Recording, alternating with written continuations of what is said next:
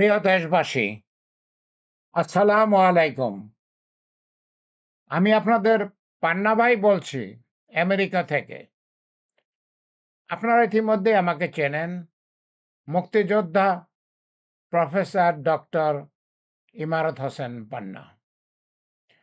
আমি ৩৬ বছর যাবৎ একজন আমেরিকান প্রবাসী। আমি আমেরিকায় একটা সরকারি বিশ্ববিদ্যালয়ের প্রফেসর। আমার আজকের ভিডিওর বিষয়বস্তু বাংলাদেশের প্রাণী সম্পদ, বাংলাদেশের কৃষি সম্পদ। আমাদের মাননীয় প্রতিমন্ত্রী সাহেব বলেছেন, প্রাণী সম্পদ খাতকে আরো সমৃদ্ধ করা হবে। তাকে আন্তরিক ধন্যবাদ। মাননীয় প্রতিমন্ত্রী সাহেবকে আন্তরিক ধন্যবাদ। তবে তবে আমাদের যেই তিক্ত অভিজ্ঞতা, আমাদের যেই তিক্ত অভিজ্ঞতা গত ৫৫ বছরের স্বাধীনতার পর থেকে আমাদের যে অভিজ্ঞতা, বাংলাদেশের চাষীদের কি সেই সুদিন সত্যিই আসবে? সত্যিই কি বাংলাদেশ সরকার প্রাণী সম্পদ খাতকে সমৃদ্ধ করবে? স্বাধীনতার ৫৫ বছরে বাংলাদেশের সরকারগুলো কৃষকদের অনেক মধুর কথা শুনিয়েছেন। অনেক মধুর কথা শুনিয়েছেন। ভোট নেওয়ার জন্য মধুর কথা শুনিয়েছেন। ক্ষমতায় থাকার জন্য মধুর কথা শুনিয়েছেন। কিন্তু কিন্তু প্রকৃতপক্ষে কি হয়েছে? প্রকৃতপক্ষে কৃষকদের সাথে বাংলাদেশের সরকারগুলো প্রতারণা করেছেন। কৃষকদের সাথে তারা প্রতারণা করেছেন। কৃষকদের তারা কিছুই দেন নাই। কৃষকরা আগে যে অবস্থায় ছিল তার চেয়ে অনেক গরিব হয়ে গেছে। আগে কৃষকদের নিজেদের জমি ছিল, এখন তারা জমি বিক্রি করে দিতে বাধ্য হয়েছে। তারা এখন রিক্সা চালক হয়েছে। তারা এখন দিনমজুর হয়েছে। কি দুঃখের কথা! ধনধান্যে পুষ্পে ভরা আমাদের এই বসুন্ধরা, আজকে কি আর তা আছে? আজকে তা নাই। আজকে তা নাই। আমাদের এই ধনধান্যে পুষ্পে ভরা দেশে এখন বিদেশ থেকে খাদ্য আমদানি করতে হয়। এমনকি ডিমও আমদানি করতে হয়। দুঃখের কথা, যেই দেশে ঘরে ঘরে মানুষ হাঁস মুরগি পালত, যেই দেশে ঘরে ঘরে হাঁস মুরগি পালত, আজকে তারা পালতে পারে না। কেন? কেন? তাদের ইচ্ছা আছে তারা হাঁস মুরগি পালবে, কিন্তু পালতে পারে না। সিন্ডিকেটের জন্য। সিন্ডিকেটের জন্য, চাঁদাবাজির জন্য। তারা যে হাঁস মুরগি পালবে, হাঁস মুরগির খাবার কোথায় পাবে? হাঁস মুরগির খাবার তো সিন্ডিকেটের হাতে। ৩ বছর আগে যেই খাবারের বস্তাটার দাম ছিল ১৫০০ টাকা, এখন সেই খাবারের বস্তাটার দাম ৩৫০০ টাকা, ডাবলেরও বেশি। তাহলে মানুষ কিভাবে হাঁস মুরগি পালবে? সম্ভব? সম্ভব না। মাননীয় কৃষিমন্ত্রী সাহেব, মাননীয় প্রাণী সম্পদ মন্ত্রী সাহেব বলেছেন, বাংলাদেশকে সমৃদ্ধ করা হবে। সমৃদ্ধ করতে হলে তো এই কালোবাজারি বন্ধ করতে হবে। সমৃদ্ধ করতে হলে তো এই চাঁদাবাজি বন্ধ করতে হবে। সমৃদ্ধ করতে হলে তো এই সিন্ডিকেট বন্ধ করতে হবে। একমাত্র পথ, বাংলাদেশের সিন্ডিকেট বন্ধ করতে হবে। চাঁদাবাজি বন্ধ করতে হবে। চাঁদাবাজি বন্ধ করতে হবে। দেখুন,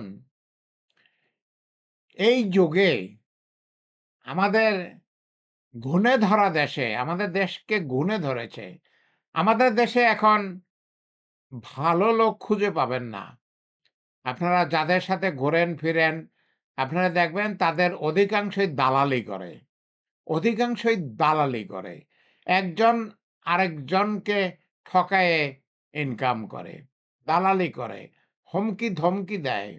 যুবকরা কাজ করে না। যুবকরা দিনের বেলা রাস্তায় ঘোরে, রাতের বেলা গাঞ্জা খায়। তারা চায়ের দোকানে আড্ডা দেয়। তারা কাজ করে না। তারা কর্মবিমুখ হয়ে গেছে। শুনুন, আমি বর্তমানে ৩৬ বছর যাবৎ একজন আমেরিকান প্রবাসী। আমি আমেরিকার একটা সরকারি বিশ্ববিদ্যালয়ের অধ্যাপক। বিশ্ববিদ্যালয়টার নাম হচ্ছে ইউনিভার্সিটি অফ মেরিল্যান্ড। আমেরিকায় ৫০ টা স্টেট আছে, মেরিল্যান্ড একটা স্টেট, যেটা আমেরিকার রাজধানী ওয়াশিংটন ডিসির সাথে সংলগ্ন। আমি সেই স্টেটের বাসিন্দা ৩৬ বছর যাবৎ। আমি আমেরিকায় এসে আমি বাংলাদেশ থেকে এমএস করে এসেছিলাম। কিন্তু আমেরিকায় এসে আমি নতুন করে বৃদ্ধ বয়সে বিএস করেছি, এমএস করেছি, পিএইচডি করেছি। আপনারা হয়তো কেউ শুনে আশ্চর্য হবেন। আমি পিএইচডি করেছি যখন, তখন আমার ৬০ বছর বয়স হয়ে গেছে। আমি ৬০ বছর বয়স হওয়ার পরে পিএইচডি করেছি। একই সঙ্গে আমি ২ টা চাকরি করতাম। একটা সরকারি চাকরি করতাম, আরেকটা কলেজে প্রফেসরি করতাম। তো আমি একই সঙ্গে ২ টা চাকরি করে ৬০ বছর বয়সে পিএইচডি করেছি। যাই হোক, আমি যেটা বলতে চাচ্ছি, আমি ইনশাআল্লাহ এই জুলাই মাসের ১৪ তারিখে ঢাকায় ল্যান্ড করব ইনশাআল্লাহ। আমি এরপরে বাংলাদেশেই থাকবো ইনশাআল্লাহ। আমেরিকায় বছরে ২-৩ বার আসতে হবে ডাক্তার দেখানোর জন্য, ওষুধ নেওয়ার জন্য। কিন্তু আমি বাংলাদেশেই থাকবো। কি করব আমি বাংলাদেশে? বিক্রমপুরে আমার ২ একর পৈতৃক জমি আছে। বিক্রমপুরে আমার ২ একর পৈতৃক জমি আছে।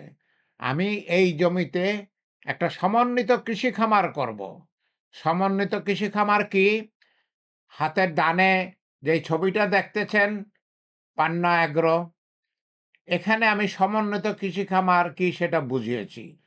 সমন্বিত কৃষি খামারে গরু পালা হবে, ছাগল পালা হবে, ভেড়া পালা হবে, খরগোশ পালা হবে, হাঁস, মুরগি, কবুতর পালা হবে, কোয়েল পাখি পালা হবে, মাছ উৎপাদন করা হবে, মুক্তার চাষ করা হবে, মৌমাছি পালা হবে, গাছ থাকবে, ফলমূল থাকবে, ভেষজ থাকবে, শাকসবজি থাকবে, বহুবর্ষজীবী ঘাস থাকবে এবং বায়োগ্যাস প্রকল্প থাকবে। এটা হচ্ছে সমন্বিত কৃষি খামার। আমি একটা কথা বলতে চাই, শুনুন।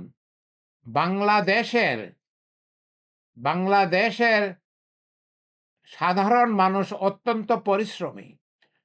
তারা অত্যন্ত পরিশ্রমী।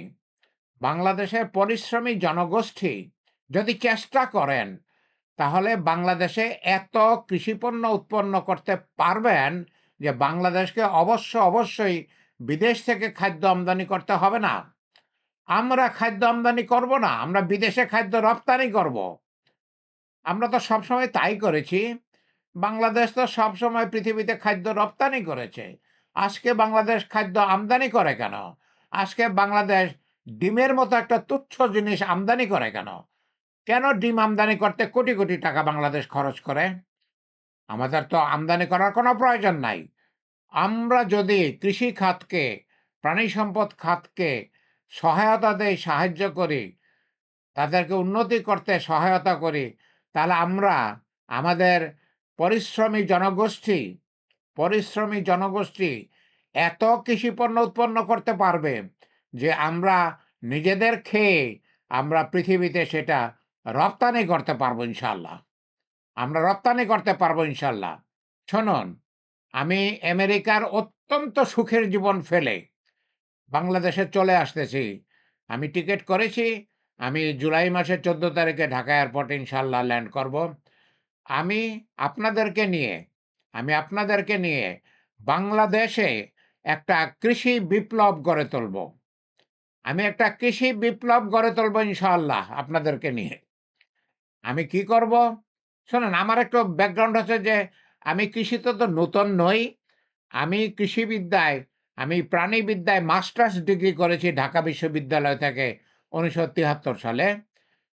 ১৯৭৩ সালে আমি ঢাকা বিশ্ববিদ্যালয় থেকে প্রাণীবিদ্যায় মাস্টার্স করেছি। আমি বক্সিগঞ্জ কলেজে জীববিজ্ঞান বিভাগের প্রধান ছিলাম। আমি তো কৃষিতে নতুন নই। আমার মাস্টার্স ডিগ্রি আছে। আমি একটা কলেজের প্রফেসর ছিলাম, ডিপার্টমেন্টের হেড ছিলাম। আমি আমার ফার্মে আমার বাংলাদেশী ভাই বোনদেরকে বিনামূল্যে প্রশিক্ষণ দেব। কিরকম প্রশিক্ষণ দেব? হাতে কলমে প্রশিক্ষণ দেব। আমি যেই ফার্ম করব, কিভাবে ফার্ম করতেছি, কিভাবে উৎপন্ন করব, কিভাবে একটা হাঁসের চিকিৎসা করতে হয়, হাঁসকে কি খাবার তৈরি করে খাওয়াতে হয়, আমি সেগুলো তাদেরকে শেখাবো। কোয়েল পাখিকে কি খাওয়াতে হয়, তাদের কি অসুখ-বিসুখ হয়, তাদের কি চিকিৎসা করতে হয়, আমি তাদেরকে সেগুলো হাতে কলমে শিক্ষা দেব। আমি মুক্তার চাষ করব, যাতে বাংলাদেশ কোটি, কোটি টাকার মুক্তা বিদেশে রপ্তানি করতে পারে। আমি মুক্তার চাষ করব বৈজ্ঞানিক উপায়ে। বৈজ্ঞানিক উপায়ে আমি মুক্তার চাষ করব। আমি একজন সায়েন্টিস্ট। আমি একজন সায়েন্টিস্ট। আমি একজন এই মুহূর্তে আমি একজন সাইবার সিকিউরিটির প্রফেশনাল। তবে আমি আমার কৃষিতে আমি যেই ১ম ডিগ্রি করেছিলাম কৃষিতে, জীববিদ্যায়, আমি আমার কৃষিতে ফিরে আসতেছি এই জুলাই মাস থেকে। সবাইকে নিয়ে আমি সবাইকে নিয়ে আমি আল্লাহর ইচ্ছায় একটা কৃষি বিপ্লব গড়ে তুলব। বাংলাদেশে আমরা এত কৃষিপণ্য উৎপন্ন করব ইনশাআল্লাহ, যেন আমরা পৃথিবীতে খাদ্য রপ্তানি করতে পারি। আমি সবার কাছে দোয়া চাই, আমার জন্য দোয়া করবেন।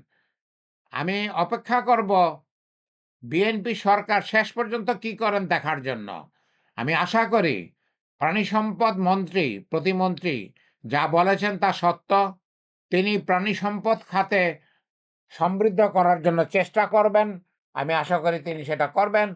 আমরা আমরা কৃষি মন্ত্রণালয়, প্রাণী সম্পদ মন্ত্রণালয় এবং সংশ্লিষ্ট সকল মন্ত্রণালয় থেকে হেল্প চাই। আমি একটা জিনিসই চাই বাংলাদেশ সরকারের কাছে। আমি জনাব তারেক রহমান সাহেবের কাছে একটা খোলা চিঠি দিয়েছিলাম। আমি বলেছিলাম যে, আমি যেহেতু আমেরিকান নাগরিক, আমি যেহেতু আমেরিকা থেকে আসব, আমার তো কিছু আপদ-বিপদ আছে। আমি বলেছিলাম যে, আমাকে দয়া করে নিরাপত্তার ব্যবস্থা করেন। আমাকে নিরাপত্তার ব্যবস্থা করেন। আমি আমেরিকার সবকিছু ফেলে দিয়ে আমি বাংলাদেশে আসব। আমি বাংলাদেশে বিনিয়োগ করব। আমি বাংলাদেশে কৃষিতে কাজ করব। তো যাই হোক, আমি তার থেকে কোনো জবাব পাই নাই। উনি ব্যস্ত মানুষ। হয়তো উনি দেখেন নাই। আমি তাকে দোষারোপ করব না। কারণ উনি তো টালমাটাল অবস্থার মধ্যে আছেন। উনি হয়তো আমার সেই খোলা চিঠি পড়ার সুযোগ পান নাই। কেউ হয়তো তাকে দেখিয়ে দেয় নাই কেন। উনি তো নিজে দেখেন না। ওনার সাঙ্গপাঙ্গ ওনার যে স্টাফ আছে তারা তো, তাদের উচিত তার সামনে তুলে ধরা যে একজন আমেরিকান প্রফেসর বাংলাদেশে ফিরে আসতে চাচ্ছে, সে শুধু জীবনের নিরাপত্তা চাচ্ছে, আর কিছু চায় না। তো যাই হোক, আমি আশা করি যে আমি জীবনের নিরাপত্তা পাবো। আর আমি তো কোনো অন্যায় করি নাই, অথবা আমার অনিরাপদ হওয়ার কোনো কথা নয়। যাই হোক, আমি আপনাদের সহায়তায়, আপনাদেরকে নিয়ে বাংলাদেশে একটা কৃষি বিপ্লব গড়ে তুলব। প্রিয় ভাই ও বোনেরা, আমি আপনাদের কাছে একটা অনুরোধ করি। আপনাদের কাছে একটা অনুরোধ করি। আমার চ্যানেলটা দয়া করে সাবস্ক্রাইব করবেন।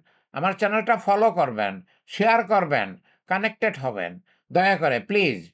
কারণ আমার সাবস্ক্রাইবার নাই। আমার কানেকশন খুবই কম। আমার ফলোয়ারও কম। তো আমি ভিডিও করার উৎসাহ পাই না।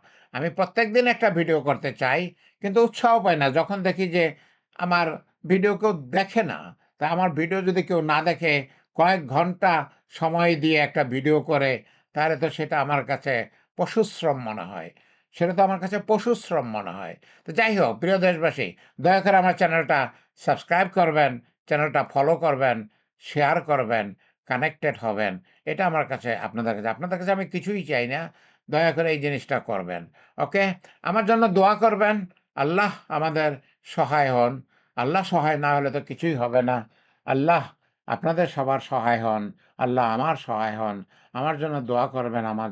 আপনাদের জন্য দোয়া করি। আল্লাহ আমাদের ভালো রাখুন। আমিন, আমিন।